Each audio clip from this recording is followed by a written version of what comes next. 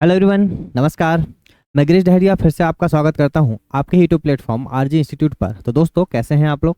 I hope आप बहुत बढ़िया होंगे, बेहतरीन होंगे और बहुत ही शानदार तरीके से अपनी प्रिपरेशन कर रहे होंगे। तो आइए पढ़ने पढ़ाने के सिलसिले को फिर से स्टार्ट करते हैं। हम लोग यहाँ डिस्कस कर रहे हैं रेलवे के प्रीवियस ईयर के क्वेश्चन, और हमारा जो टॉपिक चल रहा है सर, वो टॉपिक हमारा चल रहा है अभी जियोमेट्री। ठीक है, तो जियोमेट्री में हमारी 2 क्लासें अभी तक हो रखी हैं बहुत ही बढ़िया तरीके से, जिसमें हम लोगों ने सारे ही कॉन्सेप्ट को अच्छी तरीके से डिस्कस किया है, जो भी कॉन्सेप्ट यहाँ पे बार बार आया है। ठीक है, जैसे कि अभी क्वेश्चन रखा अभी 21 आपके सामने। तो हम लोग अभी क्या काम कर रहे हैं सर? अभी ग्रुप डी का क्वेश्चन है जो प्रीवियस ईयर में आ रखा था। तो एएलपी और टेक्नीशियन के अकॉर्डिंग हम लोग यहाँ पढ़ रहे हैं। तो अभी लोग थोड़े से क्वेश्चन यहाँ ज़्यादा पढ़ेंगे, क्योंकि ये जियोमेट्री टॉपिक है तो अपने आप में थोड़ा टिपिकल टॉपिक कहलाता है। तो इसमें थोड़े से क्वेश्चन हम लोग ज़्यादा पढ़ने वाले हैं। ठीक है, 4 5 6 क्लास करेंगे इसमें, जिसमें आपको अच्छी तरीके से कॉन्सेप्ट रट जाए। ठीक है, देखिए, बोला the number of non overlapping triangles that can be formed in an 11 sides polygon by joining the vertex are. तो 11 भुजाओं वाले बहुभुज में शीर्षों को जोड़कर कितने गैर अतिव्यापी मतलब नॉन ओवरलैपिंग त्रिभुज बनाए जा सकते हैं? तो डायरेक्ट इसका फॉर्मूला होता है सर, यहाँ एन की वैल्यू आपको 11 मिलेगी, तो डायरेक्ट उसका आंसर होता है n-2। क्या आंसर होता है? Direct n-2। तो आप बोलेंगे सर यहाँ से कितना, 11 माइनस में 2, आंसर आ गया सर आपका 9। ऑप्शन नंबर सी बनेगा आपका राइट आंसर। ठीक है, इसको डायरेक्ट याद रखना है। क्लियर है क्या? चलिए देखेंगे नेक्स्ट क्वेश्चन क्या बोल रहा है। देखिए नेक्स्ट क्वेश्चन में आपसे एग्जामिनर बोला कि in triangle ABC P Q R the mid points of its sides B C C A and A B respectively. If the area of a triangle P Q R is 6 centimetre square then the area of triangle ABC. ठीक है, त्रिभुज ABC. तो सबसे पहले क्या बनाने के बोला भाई उसने? त्रिभुज एबीसी। तो त्रिभुज एबीसी हम सबसे पहले बना लेते हैं कि आपका ये त्रिभुज एबीसी हो गया। ठीक है, ये त्रिभुज आपका ए बी और सी हो गया। उसमें ये बोला गया कि पी क्यू आर, तो क्रमशः अगर देखा जाए तो पी क्यू आर इसकी भुजाएं बीसी, बीसी का क्या है? बीसी, बीसी के अंदर आप मतलब मिड पॉइंट आपका पी आएगा, क्यू आर है ना, फिर उसके बाद बीसी, सी ए का क्यू आएगा, सी ए का क्या आएगा? क्यू आएगा, और यहाँ पे आएगा सर आर। तो ये हो गया सर इसके मिड पॉइंट। बताइए कोई दिक्कत यहाँ तक? ठीक है, कोई दिक्कत यहाँ तक?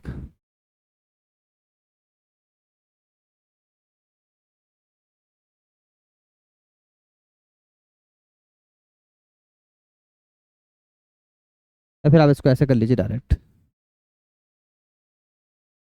ठीक है, ये मिड पॉइंट से मिला के एक ट्रायंगल और बन गया P Q are.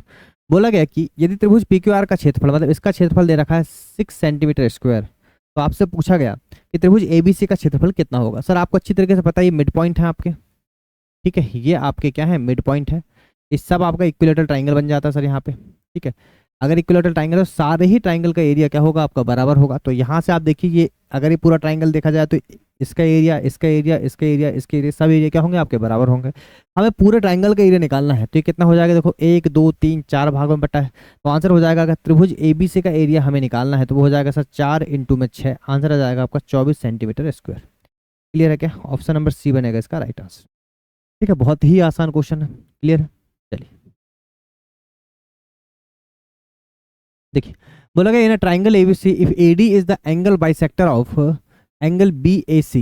A E perpendicular है किसके? बीसी के। तो angle B is equal to 30 degree and angle C is equal to 50 degree. ठीक है, तो क्या बोला? एंगल बी आपको दे रखा है कितना डिग्री भाई? 30 डिग्री, और ये दे रखा है सर आपका 50 डिग्री।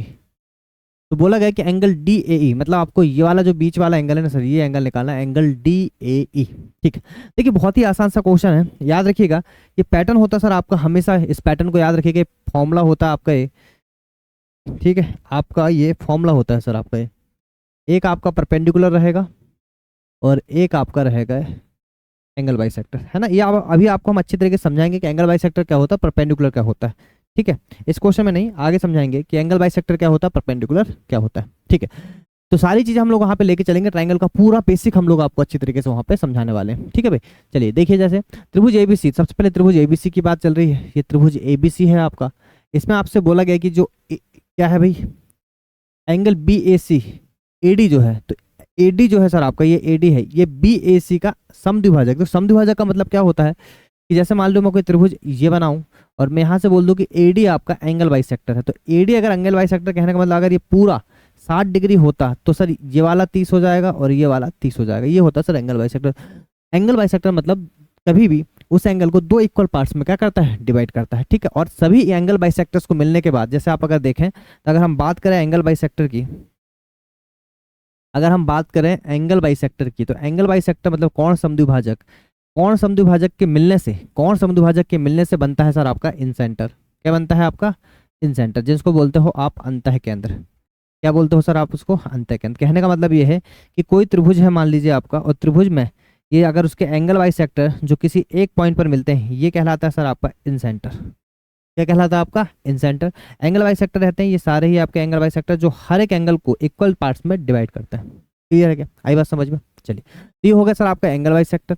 और ये जो एडी है, ये जो एई है, एई लंब है सर, परपेंडिकुलर है आपका। क्या है आपका परपेंडिकुलर, मतलब 90 डिग्री पे काटेगा सर। कितने डिग्री में काटेगा बताइए, 90 डिग्री पे। ठीक है, चलिए अब आपसे बोला गया एंगल डी ए ई निकालिए। डी ए ई मतलब आपको ये एंगल निकालना है, और याद रखिएगा हमेशा एंगल निकालने का डायरेक्ट फॉर्मूला होता है, एंगल डी ए ई निकालने का फॉर्मूला होता है angle B minus angle C divide by 2, है ना। ये पैटर्न याद रखिएगा, बहुत ही इंपॉर्टेंट पैटर्न है, angle B minus angle C divide by 2। और क्वेश्चन आपका देखते से आंसर आ चुका है सर। वो कितना हो गया, तो आप बोलोगे सर 50 माइनस में 30 डिवाइड बाई 2, आंसर आ जाएगा आपको कितना, इससे हो जाएगा 20 डिवाइड बाई 2 मतलब कि 10।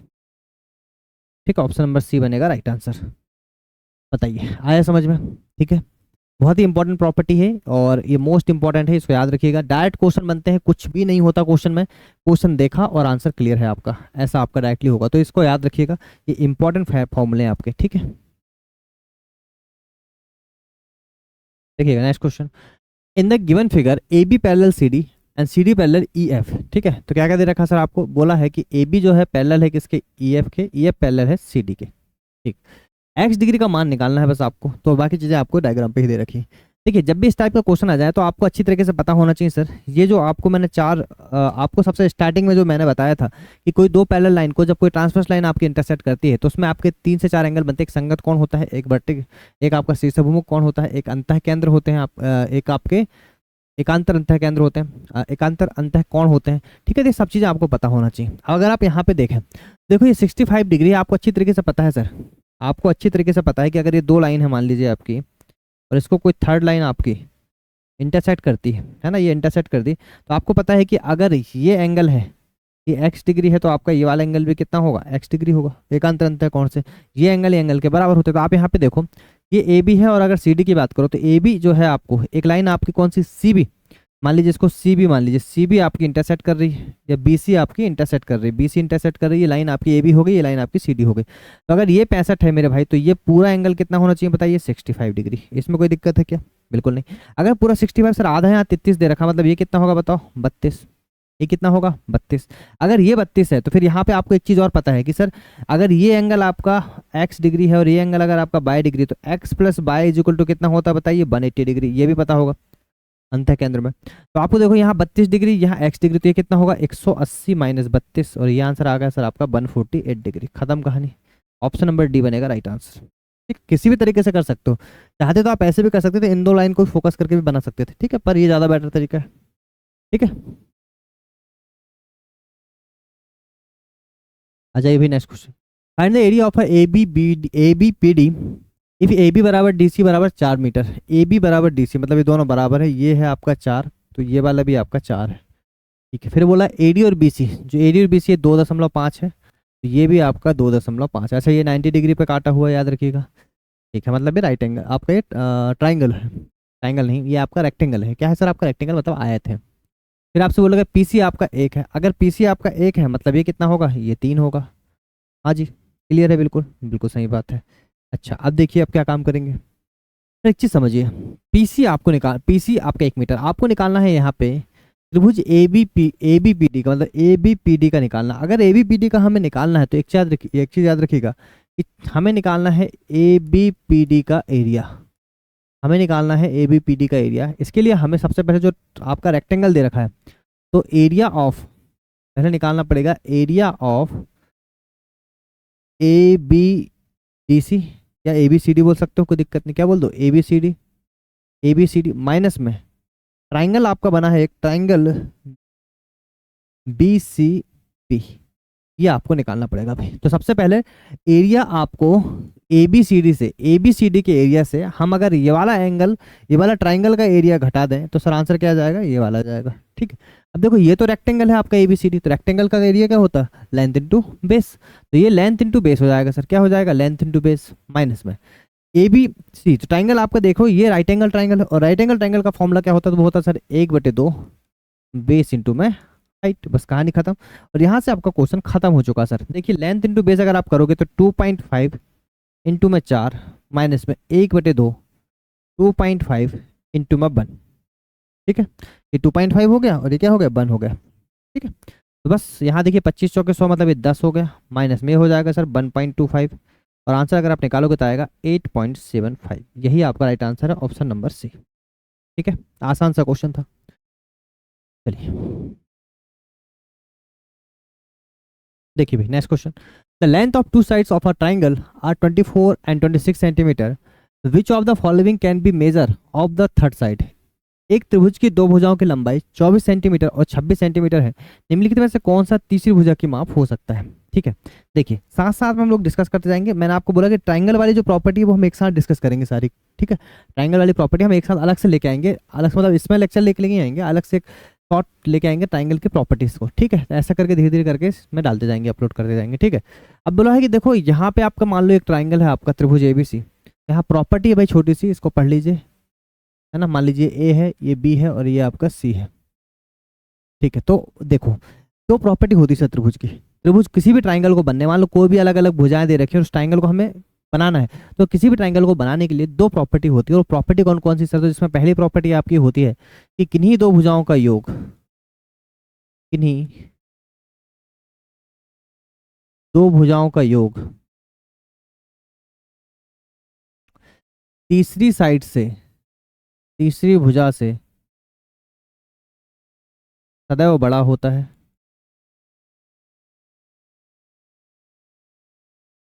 इसको आप बोल सकते हो, है ना। सेकंड हम देखें तो किन्हीं दो भुजाओं का अंतर, किन्हीं दो भुजाओं का अंतर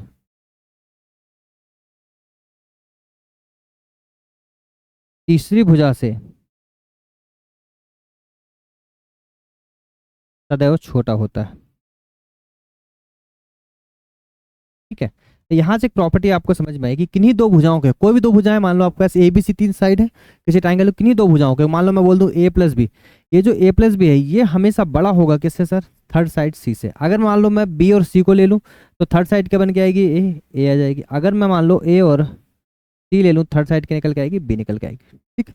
तो किन्हीं दो भुजाओं का योग हमेशा तीसरी भुजा से क्या होना चाहिए, बड़ा होना चाहिए, और किन्हीं दो भुजाओं का अंतर हमेशा तीसरी भुजा से छोटा होना चाहिए। अगर मान लो मैं ए माइनस बी करूँ तो किन्हीं दो भुजाओं का अंतर हमेशा छोटा होना चाहिए तीसरी भुजा से, मतलब किससे, सी से। ऐसे करके आप यहाँ से भी निकाल सकते हैं, ठीक है। दो प्रॉपर्टी आपकी होती है। अब देखो बोला गया कि दो भुजाएं दे रखी 24 है और 26 है, तो बोला गया है कि निम्नलिखित में से कौन सा तीसरी भुजा की माप हो सकती है।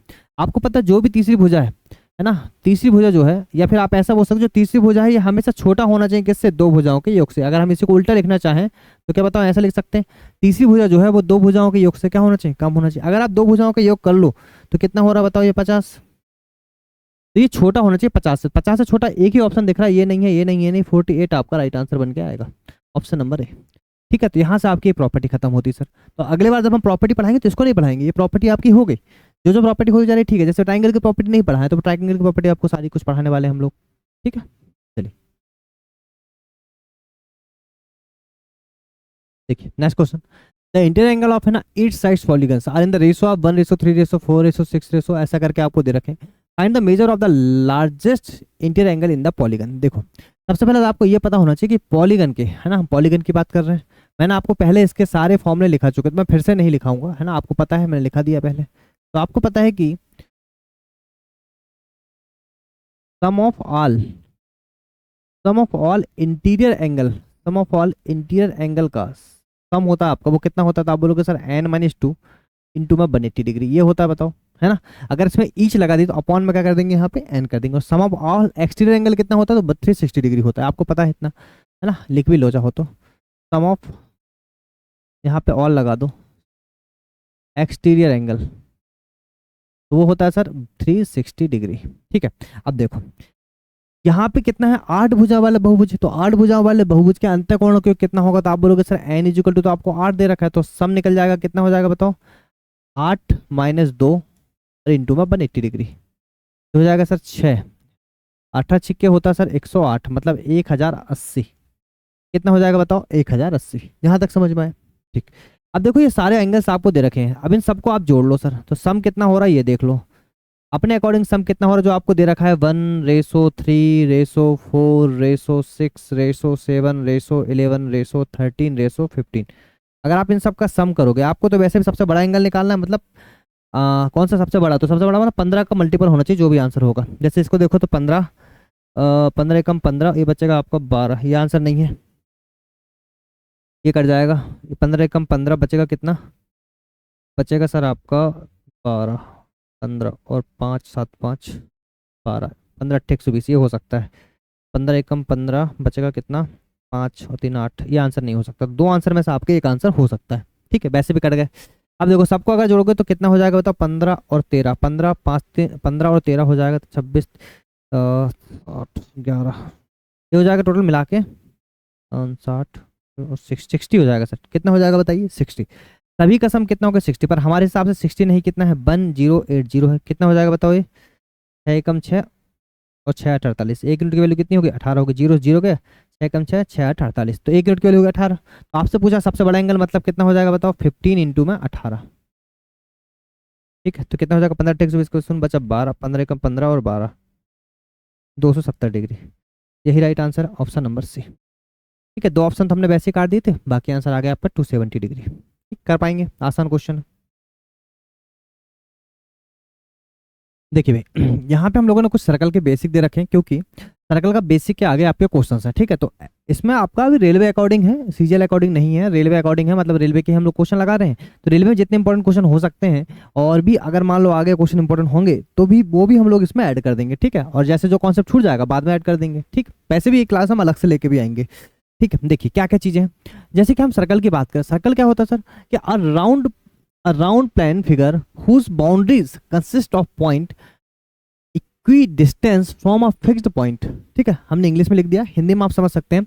मान लो ये आपका सर्कल है, ये आपका ओ केंद्र, एक पर्टिकुलर बिंदु से एक निश्चित दूरी, एक पर्टिकुलर बिंदु से एक निश्चित दूरी पर स्थित, अगर एक सी दूरी में यहाँ से भी एक सी दूरी, यहाँ से भी एक सी दूरी, यहाँ से भी एक सी दूरी, यहाँ से भी एक सी दूरी, और एक जो एक निश्चित बिंदु में एक जो पथ आपका बनता है बिंदुओं से मिलके, उसको ही हम क्या बोलते हैं सर? सर्कल बोलते हैं। एक सर्कल में आपको पता है, एक सर्कल में आपको पता है कि ये आपका ओ केंद्र होता है। ठीक है, ये आपकी आर रेडियस होती है, और अगर ये यहाँ भी मिल जाए तो ये एक आर, और मगर दोनों आप देख लो तो यहाँ से एक दोनों तरफ जो टच करे भाई वो क्या कहलाती है? आपकी कॉर्ड कहलाती है, जीवा कहलाती है ना। लिख भी रखा देखो आगे कि line touch circumference of a circle eight 2 points, जो सर्कमफ्रेंस के दोनों तरफ टच करे वो क्या कहलाती है? आपकी कॉर्ड कहलाती है, जिसको ही आप जीवा बोलते हो। क्या बोलते हो सर? जीवा। एक होती रीडर, एक होती है आपकी रेडियस। एक क्या होती है आपकी? रेडियस। ठीक है, एक होता है सर आपका डायमीटर। डायमीटर मतलब क्या होता है कि सबसे बड़ी जीवा है ना, लॉन्गेस्ट कॉर्ड। लॉन्गेस्ट कॉर्ड को ही हम क्या बोलते हैं यहाँ पे? डायमीटर, जो आपकी केंद्र से होके जाती है। जैसे केंद्र से होके जा रही, इसी को हम क्या बोलेंगे यहाँ पे? डायमीटर। ठीक है, डायमीटर जो होता है हमेशा याद रखिएगा, ये कितना होता है? अगर हम बात करें डायमीटर की तो इसको बोल सकते हो आप 2r। डायमीटर क्या बोल सकते हो? 2r। ठीक है, अगर r निकालें तो d/2। ये रेडियस हो गया। It is a straight line from the centre to the circumference, है ना। सर्कमफेरेंस से सेंटर तक की सीधी जो लाइन होती है उसको हम रेडियस कहते हैं। ये सब आपको पता है। दूसरी बात कि जो भी स्पर्श रेखा होती है, ये है आपकी क्या? स्पर्श रेखा। अगर मान लो ये आपकी स्पर्श रेखा जो ए बिंदु पर टच करती है ना, ये आपकी एक स्पर्श रेखा है, तो याद रखिए केंद्र से स्पर्श रेखा को हमेशा, केंद्र से स्पर्श रेखा पर हमेशा 90 डिग्री का एंगल बनता है। केंद्र से स्पर्श रेखा पर हमेशा 90 डिग्री का एंगल बनता है। क्लियर है क्या? है ना, मोस्ट इंपॉर्टेंट है, बार बार आपको ये यूज होगी भाई यहाँ से। नेक्स्ट देखिए, ये कुछ आपके बेसिक्स हैं जो आपके लिए बहुत ही इंपॉर्टेंट है, जो बहुत ही इंपॉर्टेंट, बस उनको हम लोग ने यहाँ पे डिस्कस कर रहे हैं।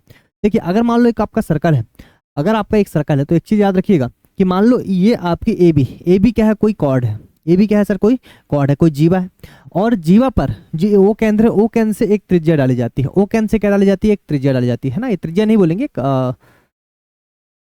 ठीक है, ओ केंद्र से आपकी एक त्रिज्या डाली जाती है। त्रिज्या तो आपकी हमेशा टच करती है। ये मान लीजिए ओसी एक रेखा डालेगी आपकी, तो याद रखिए अगर ओसी लंब ए बी पे है, ओसी अगर आपका क्या है? आपका लंब है ए बी पे, तो याद रखिएगा एसी बराबर बीसी हो जाता है। क्या हो जाता है सर? आपका एसी बराबर बीसी, मतलब दोनों तरीके से सही है। अगर ओसी लंबा अगर बोल दिया, ओसी परपेंडिकुलर अगर ए बी पे है तो एसी बराबर बीसी हो जाएगा। या मैं उसका उल्टा बोल दूंगा, अगर एसी बराबर बीसी है तो सर इसका मतलब है कि ओसी परपेंडिकुलर है किस पे? ए बी पे। ठीक है, समझ में आ गई बात, कहानी। ठीक है, ये मोस्ट इंपॉर्टेंट है, बार बार आता है सर एग्जाम में। ये देखिए, अगर हम इसकी बात करें तो इसमें आपको ये ध्यान रखना है कि दो कॉर्ड आपकी बनी हुई हैं, यहाँ पे दो जीवाएं बनी हुई हैं ए बी और सी डी, ये आपका वो केंद्र है, ठीक है। यहाँ पे आपने एक एंगल बनाया, मान लो ये वाला आपका एक एंगल बन रहा है और एक ये वाला एंगल बन रहा है, दोनों ही एंगल आपके क्या होते हैं सर, हमेशा बराबर होते हैं, इक्वल होते हैं, ठीक है। बोला जाए तो अगर मैं इसको लिख सकता हूँ कि एंगल ए ओ बी बराबर एंगल सी ओ डी, ठीक है, ये क्या होते हैं, हमेशा बराबर होते हैं, ठीक।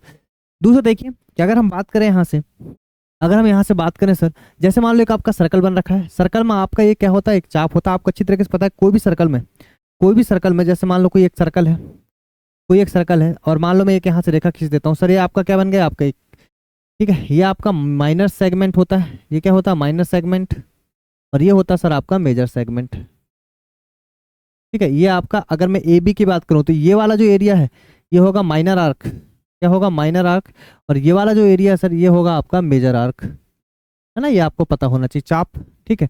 तो एक चाप है मान लीजिए ए बी से इसके सरकमफेरेंस पर एक बिंदु डाला गया और उससे उसी चाप द्वारा केंद्र पर एक कोण बनाया गया। तो याद रखिएगा कि अगर एंगल ओ सी बी मतलब केंद्र किसी चाप द्वारा अगर सरकमफेरेंस पर थीटा एंगल बन रहा है तो उसी चाप द्वारा केंद्र पर 2 थीटा एंगल बनेगा। समझ में आया नहीं आया? किसी सर्कल में किसी चाप द्वारा है ना, किसी आर्क द्वारा अगर मान लो उसकी सरकमफेरेंस या उसकी परिधि पर कितना बन रहा है, थीटा एंगल, तो उसके केंद्र पर कितना बनेगा, 2 थीटा एंगल। क्लियर है क्या? ठीक है। जैसे इसमें एक बेसिक चीज हम लिखना भूल गए कि अगर आपको पता है एरिया कितना होता है सर, पाई आर स्क्वायर, ठीक है। सरकमफेरेंस जिसको आप परिधि बोलते हो वो कितना होता है बताइए, 2 पाई आर, है ना, ये आपको पता होना चाहिए, ठीक है। ये समझ में आया?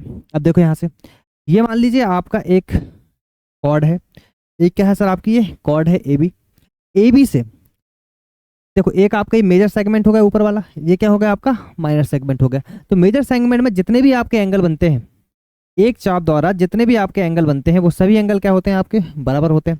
ऐसे माइनर सेगमेंट में जितने एंगल बनते हैं आपके उस चाप द्वारा, उस जीवा द्वारा, है ना, ये आपके मेजर आर्क हो गए, ये आप मेजर सेगमेंट हो गए, ये आपका माइनर सेगमेंट हो गया। तो मेजर सेगमेंट में भी सेम एंगल बनते हैं और माइनर सेगमेंट में भी आपके सेम एंगल बनते हैं। क्लियर है? देखिएगा, ये सब आपको पीडीएफ में मिल जाएगा, ठीक है, जो आपको आरजी इंस्टीट्यूट एप्लीकेशन से डाउनलोड करना पड़ेगा। अगर हम इसकी बात करें तो याद रखिएगा, अर्धवृत्त पर बना कोण हमेशा 90 डिग्री पर बनता है सर, अर्धवृत्त पर बना कोण हमेशा 90 डिग्री पर बनता है, ठीक है। जैसे मान लो ये आपका क्या है, अर्धवृत्त है, ये केंद्र से होकर गई आपकी जीवा के द्वारा अगर जो आपके किसी भी परिधि पर जो एंगल बनते हैं, वो परिधि पर जो भी एंगल बनते हैं वो कितने बनते हैं सर, 90 डिग्री पर होते हैं।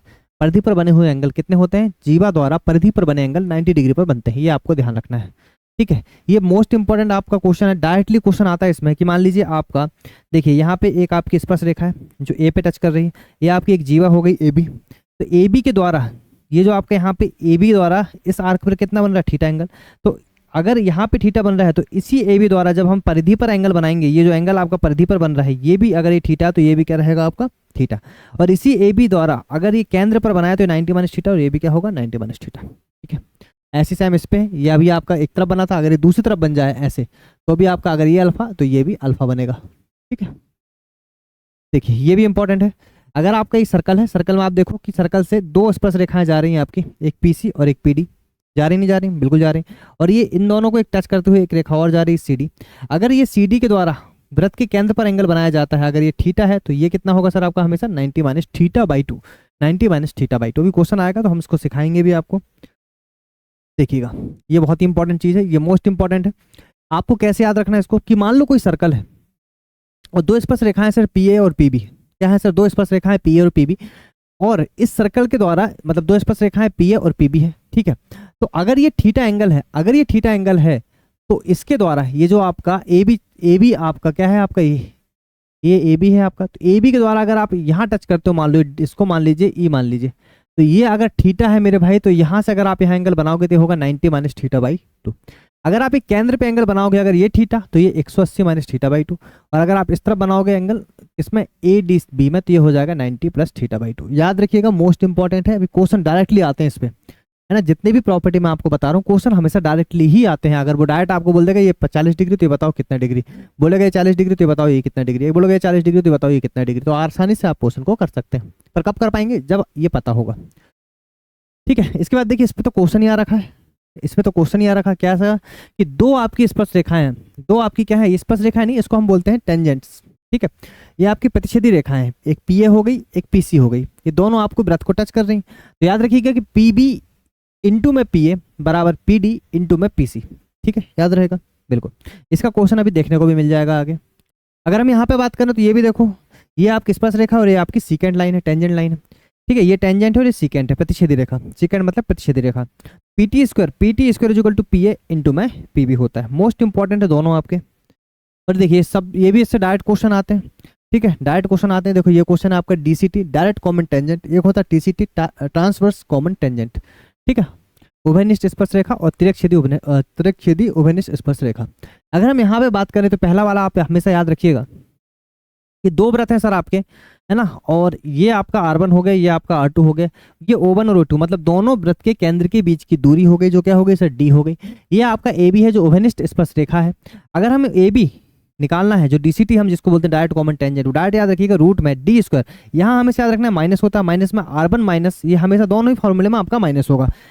फर्क क्या होता है दोनों फॉर्मूले में, यहाँ याद रखिएगा R1 माइनस R2 होता है, मतलब R1 माइनस R2 का होल स्क्वायर। इसमें क्या फर्क है, इसमें कुछ फर्क नहीं है, डी स्क्वायर माइनस में माइनस तो रहेगा, अंदर जाके R1 प्लस R2 का होल स्क्वायर रहता है। बस इतना आपको ध्यान रखना सर। इसके क्वेश्चन हम कराएंगे जैसे जैसे एग्जाम में आते रहेंगे। ठीक है, और देखिए ये क्वेश्चन आपके सामने आ गया, क्वेश्चन नंबर 28। ठीक, देखो क्या बोल रहा है एग्जामिनर। बोला गया कि एक वृत्त में जीवाएं ए बी और सी डी को वृत्त के बाहर ई पर मिलने के लिए बढ़ाया जाता है। तो देखो सबसे पहले एक वृत्त है, मान लीजिए एक वृत्त में जीवाएं ए बी, तो देखो ए बी बोला गया तो हमने ए बी बोल दिया। एक क्या है आपका, एक है आपका ए बी और एक है आपका सी डी को वृत्त के बाहर ई पर। तो देखो ए बी बोला तो हमें याद रखना, ए बी बोला तो ए यहाँ पे आएगा, बी यहाँ पे आएगा, ये ई हो गया। ठीक है, ये सी यहाँ पे आएगा, डी यहाँ पे आएगा और ये ई हो गया। ई पर मिलने के लिए बनाया गया। ए बी आपका 9 सेंटीमीटर है, ए बी आपका 9 सेंटीमीटर। ए ई देखो ए ई पूरा बोल रहा है 12, तो ये कितना होगा फिर, ये 3 होगा नहीं होगा, बिल्कुल होगा। ई डी कितना है 4 है, तो ये कितना है, आपको सी डी निकालना मतलब एक्स निकालना है। अभी मैंने आपको जस्ट थोड़ी देर पहले फॉर्मूला बताया था, देखिए ये वाला क्वेश्चन बताया नहीं था, बिल्कुल सेम क्वेश्चन की सेम लैंग्वेज है सर। यहाँ पे सेम क्वेश्चन की सेम लैंग्वेज कि वृत्त में जीवाएं आपकी ए बी है और सी डी है। तो आपको याद रखना है कि हमेशा इसका पैटर्न क्या होता है, तो आप बोलोगे सर ये तो होता है आपका, है ना, ये होता है सर ए बी इंटू में E A is equal to E D into में ई सी। होता नहीं होता बताइए, अरे यही तो होता है ना, अभी तो सिखाए, अभी तो थोड़ी देर पहले आपको सिखाया हमने। देखो पी बी इंटू में P A, P D into में पी सी, तो वही तो कर रहे हैं यहाँ पे। तो देखिए अगर ई बी लेंगे तो कितना हो जाएगा, ई बी लेंगे तो 3 हो जाएगा, ई बी लेंगे तो कितना हो जाएगा 3 हो जाएगा, इंटू में ये टोटल कितना हो जाएगा 12, ये लेंगे तो 4 और इंटू में कितना आएगा 4 प्लस एक्स। कहानी खत्म, आंसर आ जाएगा सर आपका फिर। 4 दिया 12, 3 दिया 9 हो गया, 9 माइनस 4 कितना हो गया 5। ठीक है, ऑप्शन नंबर बी बनेगा राइट आंसर। और ये क्वेश्चन एनटीपीसी सीबीटी 2 में आया है सर, इसमें आया है सीबीटी 2 में आया है। ठीक है, तो मोस्ट इंपॉर्टेंट क्वेश्चन है, एग्जाम में बार बार आते हैं।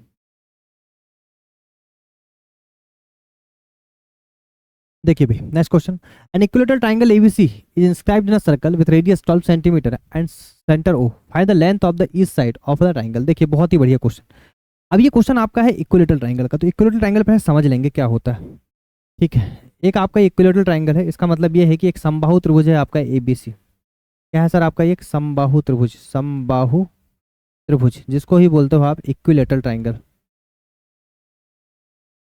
अच्छा क्या होता सर ये, सबसे पहले तो हम ये पता है कि सर ए बी बराबर बी सी बराबर ए सी होता, मतलब हमें सारी ही भुजाएं क्या होती हैं आपकी बराबर होती है। सारी भुजाएं क्या होती हैं सर आपकी बराबर होती हैं। ठीक है, बोलो बात आई समझ में, यहाँ तक कोई दिक्कत नहीं। ठीक, अगर हम इसके एरिया की बात करें तो एरिया आपका होता है सर √3/4 ए स्क्वायर, कितना होता है। अगर हम इसके हाइट की बात करें तो हाइट आपका होता है सर √3/2 इंटू में ए। ठीक है, तो एरिया कितना होता है √3/4 इंटू में ए स्क्वायर। हाइट कितनी होती है √3/2 इंटू √3/2 है सर, है ना, क्या है ये 2 है, इंटू में ए है। ठीक है, ये हो गई आपकी हाइट। अब इसमें दो कंडीशन बनती है, एक कंडीशन बनती है अंतः त्रिज्या की, एक कंडीशन बनती है सरकमफेरेंस की, है ना। तो अगर हम अंतः त्रिज्या की बात करें, किसकी बात करें, अंतः त्रिज्या। ठीक है, और एक होती है आपकी परित्रिज्या, एक होती है अंतः त्रिज्या, एक होती है परित्रिज्या। अंतः त्रिज्या क्या होती है सर, अंतः त्रिज्या ये होती है कि किसी सर्कल किसी ट्राइंगल के अंदर क्या बनाया जाए, एक वृत्त बनाया जाए, ठीक है। और यहाँ से लेके आपके केंद्र तक जो आती है, ये ओ केंद्र हो गए, ये ए हो गए, ये हो गई आपकी आर। तो आर इज इक्वल टू होगा सर √3/2, नहीं ये होगा सर आपका a/2√3, ठीक है। और अगर हम यहाँ से बात करें,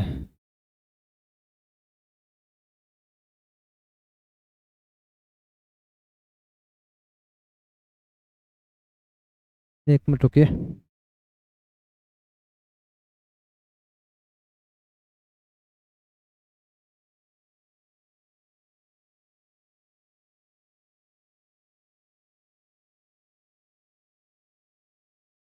ठीक है। आप समझिए साथ ऐसा बना हुआ है, तो ये ए बी सी बना हुआ है आपके किसके अंदर, एक सर्कल के अंदर। तो ये हो गई सर आपकी आर, क्या हो गई आपकी आर। तो ये होता है आपका capital R is equal to a/√3। कितना होता है, a/√3, ठीक है, याद रखिए। तो स्मॉल आर होता है, ये आपका कैपिटल आर होता है। एक होता है अंतः त्रिज्या, एक होता है परित्रिज्या। अभी किसकी बात कर रहा है, बोल रहा है कि ओ केंद्र वाले वृत्त में एक समबाहु त्रिभुज एबीसी अंतन है। तो ये ओ केंद्र वाला आपका एक वृत्त रहा होगा, इसमें एक त्रिभुज आपका एबीसी अंतर्निहित है, समबाहु त्रिभुज है। तो प्रत्येक भुजा की लंबाई ज्ञात करना। तो आपको अच्छी तरीके से पता है कि सर ये कैपिटल आर की बात कर रहा है। कैपिटल आर कितना होता है, a/√3, ठीक है। हमें आर गिवन है कितना, 12 सेंटीमीटर। सर हमें आर गिवन है 12 centimetre is equal to a/√3। तो आंसर कितना आ गया बताओ, भुजा कितनी आ जाएगी, 12√3। और सारी भुजा तो बराबर होती है, तो आंसर कितना बनेगा, 12√3, ऑप्शन नंबर डी, ठीक है। क्लियर है, ऐसे करके धीरे धीरे करके सारी बेसिक हम कवर करते जाएंगे।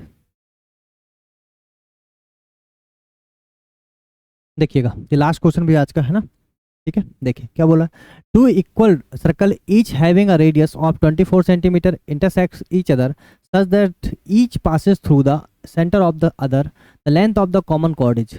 दो समान व्रत हैं सर आपके, ये दो समान व्रत हैं ना, एक दूसरे को ये इंटरसेक्ट करते हैं। दो समान व्रत हैं, एक दूसरे को क्या कर रहे हैं, इंटरसेक्ट कर रहे हैं, ठीक है। ये आपकी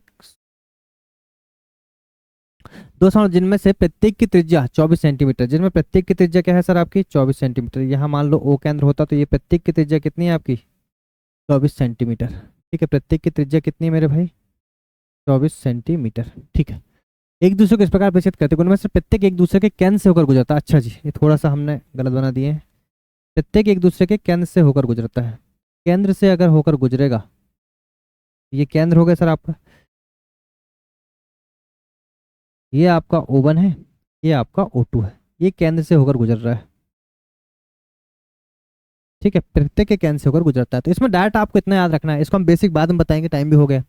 डायरेक्ट याद रखना कि इसका जो आपकी कॉर्ड है, तो आपको उभयनिष्ठ जीवा की लंबाई, तो उभयनिष्ठ जीवा की जो लंबाई है सर आपकी, वो होती है हमेशा √3 इंटू में आर। कितनी होती है बताइए, √3 इंटू में आर। डायरेक्ट आपका आंसर आएगा 24√3, है ना। देखते से आंसर आएगा, इसको हम बेसिक हम अभी अगले लेक्चर में बताएंगे आपको क्लियर कैसे आया क्या आया करके, ठीक है। आई बात समझ में, चलिए। तो यहाँ तक आपके 30 क्वेश्चन हो रखे हैं भाई, बहुत ही बढ़िया तरीके से, ठीक है। मिलेंगे नेक्स्ट लेक्चर में नई एनर्जी के साथ, जब तक अपना ध्यान रखें और चैनल को लाइक शेयर सब्सक्राइब करना ना भूलें, ठीक है। कुछ टाइम से क्लासें नहीं हो पा रही थी, हम अवेलेबल नहीं थे, इसलिए क्लासें नहीं हो पा रही, सीधी सीधी बात है। जब जब अवेलेबल रहेंगी क्लासें आपकी कंटिन्यू चलते रहेंगे, ठीक है जी। और भी क्लासें जितनी भी आपके चैनल पे, और भी क्लासें आपकी धीरे धीरे करके यहाँ पे कंटिन्यू होते जाएंगी, ठीक है। इसका जो PDF है, आपको PDF मिलेगा RG इंस्टीट्यूट ऐप में, ठीक है जी, चलिए।